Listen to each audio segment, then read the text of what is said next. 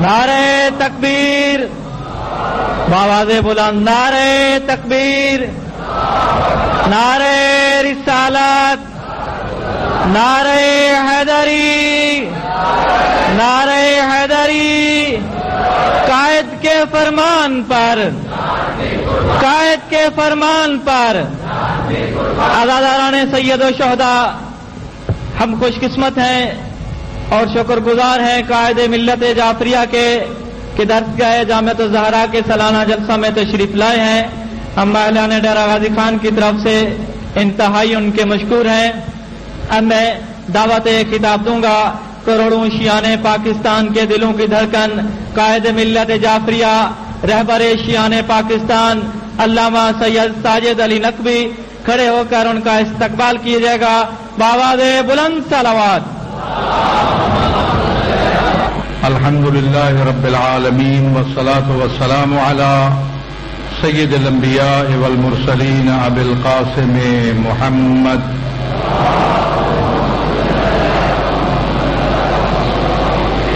وآلہ الطیبین وصحبہ المنتجبین،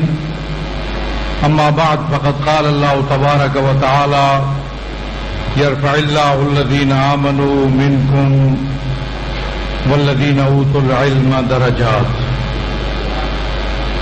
عزیزان گرامی، توفیق خداوندی ہے کہ مجھے اس مدرسہ علمی کے سالانہ پروگرام میں حاضر ہونے کا موقع نصیب ہوا اور آپ برادران ایمانی کا نزدیک سے دیدار ہوا۔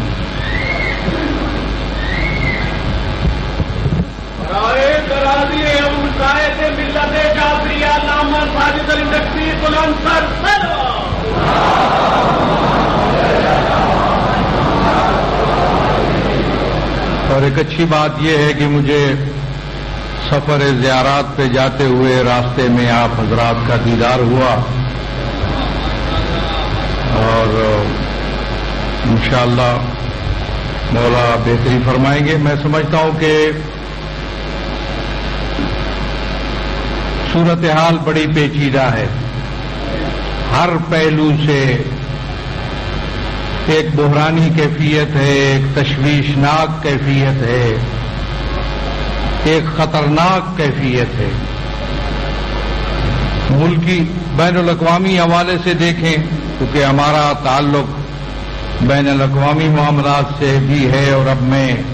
اسی سفر زیارات میں بہت سی بین الاقوامی کانفرنسوں میں شرکت کروں گا آپ کی نمائندگی کرتے ہوئے،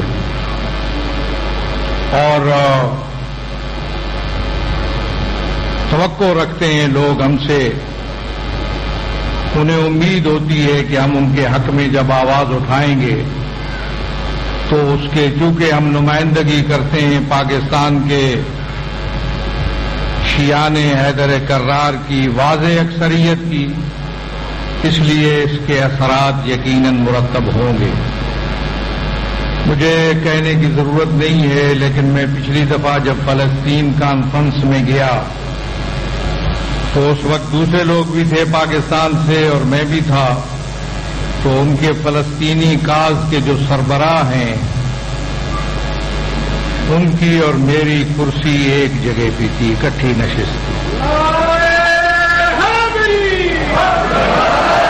وہ ان کی توقع ہے ہم سے، اور ہم نے یہاں اقدامات بھی کیے ہیں اور ہم نے کوششیں کی ہیں کہ یہاں پہ فلسطینی حقوق کی حمایت اور قدس کی آزادی کا جو فریضہ ہے، جو ہماری ذمہ داری ہے، اس کو ہم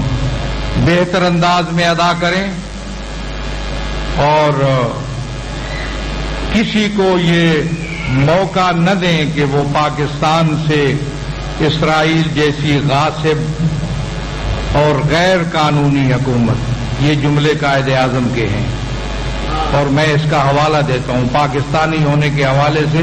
ہمارے بینروں پہ اور اشتہار پہ اس کا حوالہ سر فہرست ہوتا ہے۔ میں پاکستانیوں کو یہ پیغام دیتا ہوں کہ پالیسی بیان تھا قائد اعظم کا کہ غاصب اور غیر قانونی حکومت کو ہم کبھی تسلیم نہیں کریں گے، اور جہاں دنیا جانتی ہے کہ شیعوں نے کبھی غاصبوں کو تسلیم نہیں کیا۔ دیکھیے، میں عرض یہ کر رہا تھا کہ انتہائی پریشان کن کیفیت ہے ملک کی، بین الاقوامی صورتحال کی بھی، اور اس میں بھی ہمیں کردار ادا کرنا ہے۔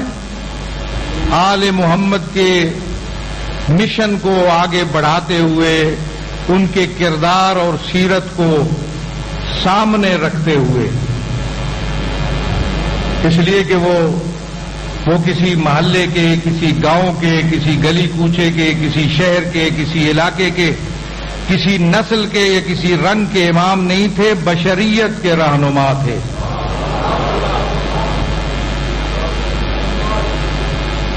اور اسی لیے جب سے یہ بہت سی باتیں ہیں، اب ٹائم نہیں ہے، مجھے آگے سفر بھی کرنا ہے، اسی لیے جب سید الشہداء نے مخالفین کو خطاب کیا تو اس میں فرمایا کہ جانتے ہو مشرق سے لے کر مغرب تک اس روئے زمین پر میرے بغیر کوئی نواس رسول موجود نہیں، میرے خون میں ہاتھ مت رنگو، اور اگر لم یکن لکم دین وکنتم لا تخافون الآخرہ فکونوا احرارا فی دنیاکم، کوئی دین نہیں رکھتے ہو، کسی کو مانتے نہیں ہو، آخرت پر عقیدہ نہیں رکھتے ہو، تو شرف انسانیت کا تو خیال رکھو، اپنی آزادی کو مت بیچو۔ آزادی کا، انسانی آزادی کا درس دیا سید الشہداء نے، عالمی اور آفاقی تعلیمات تھی آل محمد کی، اس کو محدود کیا تو میں سمجھتا ہوں کہ ہماری غلطیاں ہیں کہ ہم نے محدود کیا، ہمارے سٹیج کی غلطیاں ہیں کہ آل محمد کی تعلیمات کو ہم نے محدود کر کے گروہوں میں اور ٹکڑیوں میں اس کو بانٹا، اس کا تذکرہ میں بعد میں کروں گا۔ انتشار ہے، فکری انتشار ہے پوری دنیا کے اندر، پاکستان کے اندر ایک بحران ہے، ایک تشویشناک صورتحال ہے۔ ہم اس کے باوجود کہ دینی معذرت کے ساتھ میں عرض کروں گا، دین کی طرف ہماری دین کے ساتھ نسبت بھی ہم دیتے ہیں، اپنے آپ کو دیندار بھی ہم کہلاتے ہیں، دین کے ساتھ تعلق بھی جوڑتے ہیں، مذہب کے ساتھ تعلق بھی جوڑتے ہیں، لیکن اس کے باوجود بھی ہمارے درمیان فکری انتشار ہے، اختلافات ہیں، ایک دوسرے کی توہین کرنا، ایک دوسرے کی تذلیل کرنا، ایک دوسرے کی ٹانگیں کھینچنا، ناانصافی کرنا، غلط بیانی کرنا، جھوٹی تہمتیں لگانا، الزام تراشی کرنے سے ہم گریز نہیں کرتے۔ دینی تعلیمات کے یہ خلاف ہے، سیرت اہل بیت کے خلاف ہے، اخلاقیات کے خلاف ہیں یہ باتیں جو ہم آپس میں کرتے ہیں، اور پھر ہم ٹکڑیوں میں بٹے ہوئے ہیں، انجمن کے ساتھ ٹکرائی ہوئی ہے، امام بارگاہ کی مخالفت میں ہے، تناؤ ہے، کشیدگی ہے، ایک دوسرے سے اپنے نام و نمود کو بڑھانے کی کوششوں میں ہم تمام اخلاقی حدود کو ہم پھاند جاتے ہیں۔ توجہ کی ضرورت ہے، دین اس کی اجازت نہیں دیتا۔ اپنے خواہشات کے لیے دین کو استعمال کرنا، اس کی قطعاً اجازت نہیں ہے۔ فکری انتشار اس لیے ہے کہ ہم وہ اخلاقیات، وہ اخلاق اہل بیت جن کی ہمیں تعلیم دی گئی تھی، اس سے ہم دور جا رہے ہیں۔ میں سمجھتا ہوں یہ دینی مدارس، یہ دینی مراکز، ان کا رول یہ ہونا چاہیے کہ لوگوں کے اخلاق و کردار کو سدھارنے میں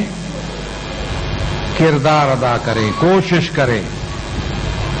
تاکہ اخلاقیات لوگوں کے بہتر ہوں، لوگوں کا کردار بہتر ہو، معاشرے اور سوسائٹی کے اندر اچھے اخلاق کو فروغ ہو،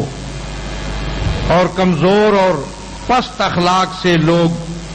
خواتین ہوں یا مرد، اس سے گریز کریں۔ بہت بڑا انتشار ہے، اور ایک انتشار جو آپ کے اندر اب اس نے سر اٹھایا ہے، وہ ہے تشیع کے حقائق سے ناآشنائی، تشیع کے حقائق سے گریز، آج تک آپ نے جو سسٹم اپنایا اس کا نتیجہ یہ ہوا کہ آج تشیع کا لیبل لگا کر نصیریت کو آپ کے سامنے پیش کیا جا رہا ہے۔ تشیع اور ہے، نصیریت اور ہے۔ تشیع کی مسخ کرنے کی کسی کو اجازت نہیں دی جا سکتی۔ تشیع کے واضح اصول ہیں، ہم شیعہ ہیں اور میں سمجھتا ہوں کہ میں شیعوں کی ترجمانی کرتا ہوں، میں تشیع کی ترجمانی کرتا ہوں، اور تشیع کو ہم نے اس کا روشن چہرہ علمی اور منطقی انداز میں جب ہم نے پیش کیا پاکستان کے رہنے والے مختلف مذاہب کے درمیان، تو آپ دیکھ لیجئے کہ آپ پر کسی مذہب کی طرف سے کوئی الزام تراشی اور بہتان تراشی نہیں ہوتی۔ وہ الزامات جو دوسرے مذاہب کی طرف سے آپ کی طرف آتے تھے وہ ان گروہوں کے الزامات ہیں جو کسی کے پالتو ہیں، کسی مذہب کی طرف سے کوئی الزام تراشی شیعوں پر نہیں ہوگی۔